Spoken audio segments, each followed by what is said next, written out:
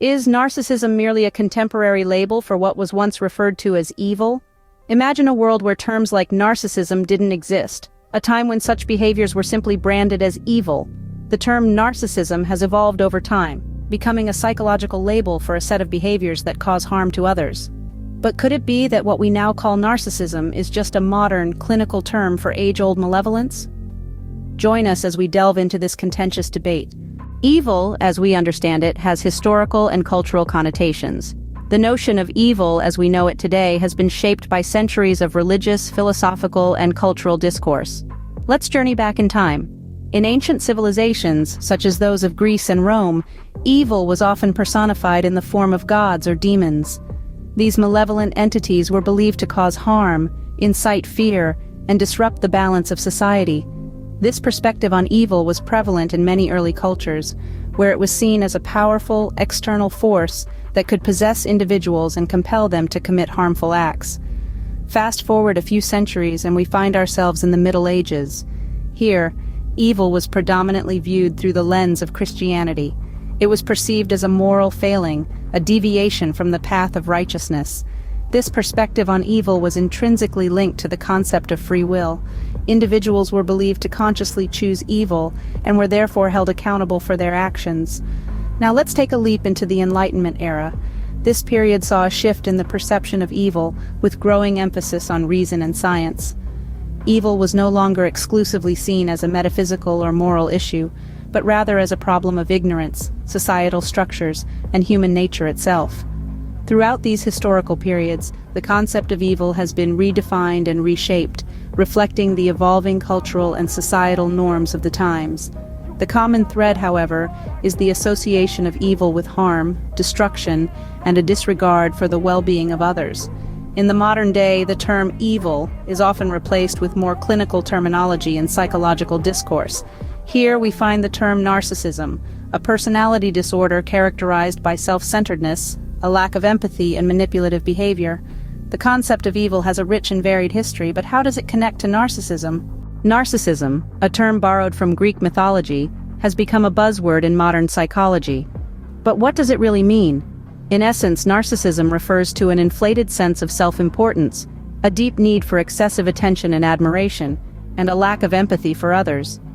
It's not merely being self-absorbed.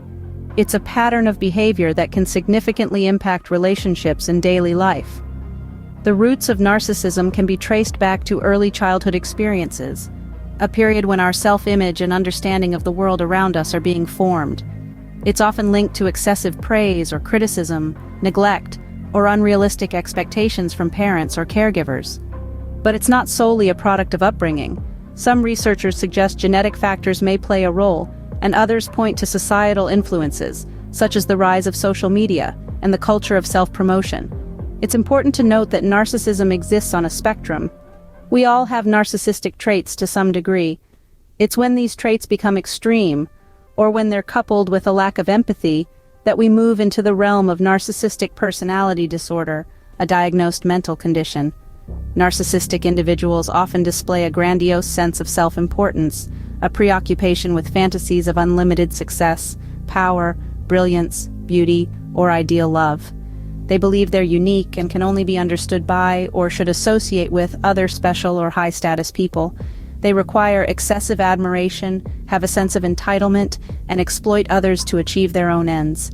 They're often envious of others and believe others are envious of them. And perhaps most tellingly, they show a lack of empathy, an inability to recognize or identify with the feelings and needs of others.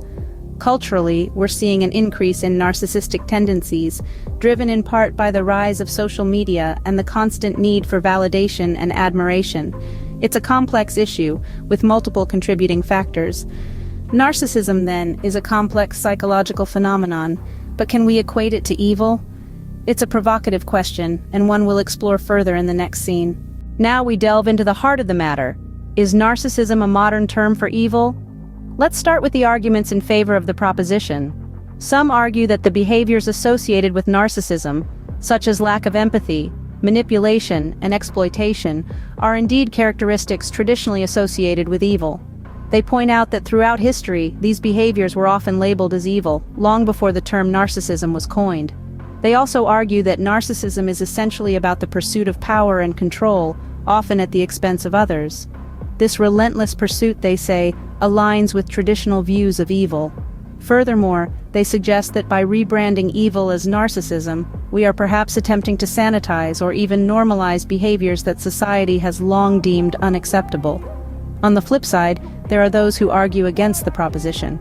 They propose that equating narcissism with evil oversimplifies a complex psychological issue. Narcissism, they remind us, is a recognized personality disorder, characterized by a pattern of grandiosity, a need for admiration, and a lack of empathy. It's not a choice, but a condition that individuals often struggle with. To label these individuals as evil, they argue, is to stigmatize them, potentially discouraging them from seeking help.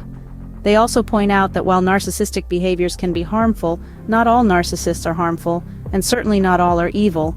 Furthermore, they argue that evil is a moral judgment, whereas narcissism is a clinical term. To equate the two is to blur the lines between morality and psychology, which could lead to confusion and misunderstanding. As for the moral implications of labeling narcissism as evil, it's a thorny issue. On one hand, it's important to hold individuals accountable for their actions, especially when those actions harm others. On the other hand, labeling someone as evil can be dehumanizing, reducing them to a caricature of wickedness, without considering the complexities of their condition. From a psychological perspective, equating narcissism with evil could discourage understanding and empathy, not only for the narcissist but for their victims too. From a sociological perspective, it could lead to further stigmatization and marginalization of individuals with narcissism. So where does this leave us? Well, like many debates, there are valid points on both sides. It's clear that narcissism can lead to harmful behaviors, and it's equally clear that labeling these behaviors as evil can have serious implications. In the end, it's not about choosing a side, but understanding the complexities of the issue. The relationship between narcissism and evil is not a simple one, and it deserves thoughtful consideration. The debate is far from settled, yet it's clear that the relationship between narcissism and evil is complex. So, is narcissism really just a modern term for evil? We venture deep into this intriguing question, peering into the shadowy corners of history and psychology. Let's revisit our journey. We began by delving into the historical perspective on evil. We saw how societies across time and space have grappled with the concept of evil, attributing it to supernatural forces, inherent human frailty, or social deviations. The term evil has been used to describe a range of behaviors and character traits that disrupt harmony and inflict harm.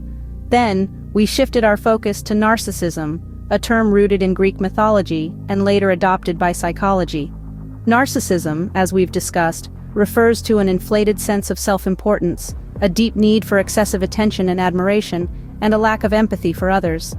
Unlike the broad, somewhat nebulous concept of evil, narcissism is a specific personality disorder recognized by modern psychology. In our debate, we wrestled with the similarities and differences between these two terms. Yes, both narcissism and evil involve a disregard for others and a propensity to harm, but while evil is often seen as a moral failing, narcissism is understood as a mental health issue. This distinction is crucial, for it shapes our responses to these behaviors. So, do we then conclude that narcissism is merely a rebranding of what was once considered evil? Well, not quite. Remember, language evolves to capture the complexities of human behavior. The term narcissism allows us to understand and address a specific pattern of behavior within a psychological framework. It is not a substitute for evil, but a more precise tool in our linguistic toolbox.